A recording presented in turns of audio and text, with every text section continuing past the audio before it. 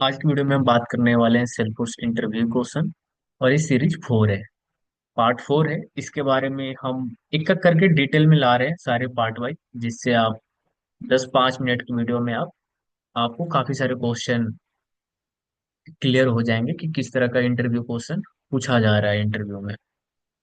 तो एक एक करके हम सारे कंप्लीट करेंगे, तो आप सारे वीडियो को आप प्लेलिस्ट से आप देखें, जिससे आपका बेसिक अंडरस्टैंडिंग अच्छा बन जाएगा और इंटरव्यू में आपको हेल्प मिलेगा। तो आज का क्वेश्चन है, what is role in Salesforce. A role in Salesforce define a users position in the role hierarchy and determine their access to record, specifying what data they can view or act upon based on ownership and sharing setting.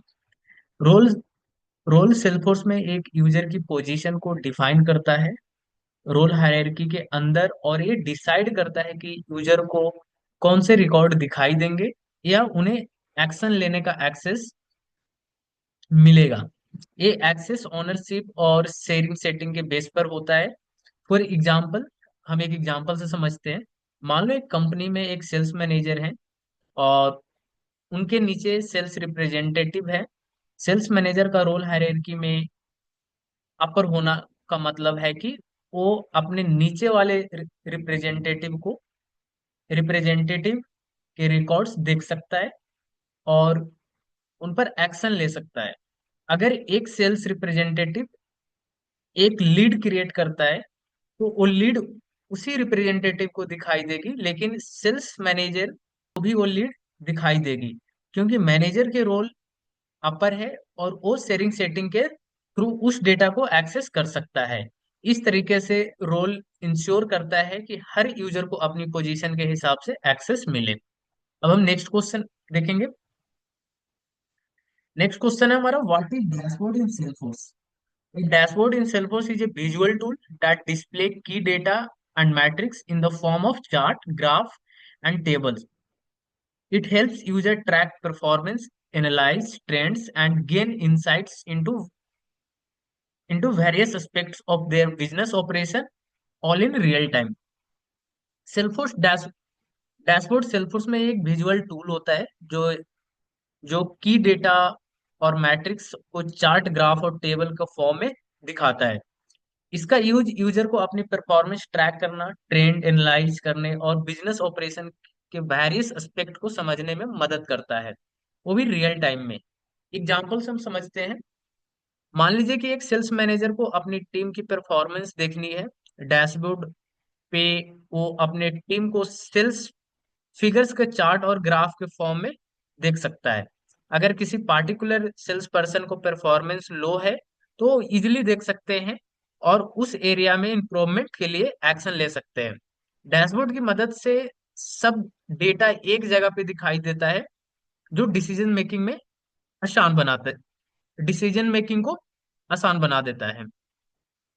Next question है, what is report in Salesforce. A report in Salesforce is a structured summary of records that meet a specific criteria. It helps user analyze data, uncover trends, and make informed decisions by presenting data into a customizable format such as table or chart.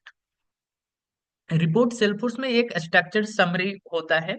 Record का जो specific criteria के according filter किए जाते हैं। ये user को data analyse करना, trend समझना और इन्फॉर्म डिसीजन लेने में मदद करता है। डेटा को कस्टमाइजेबल फॉर्मेट में जैसे टेबल या चार्ट में दिखाया जाता है। मान लीजिए कि एक सेल्स मैनेजर को चाहिए कि वो अपने टीम के सेल्स डेटा को एनालिसिस करे।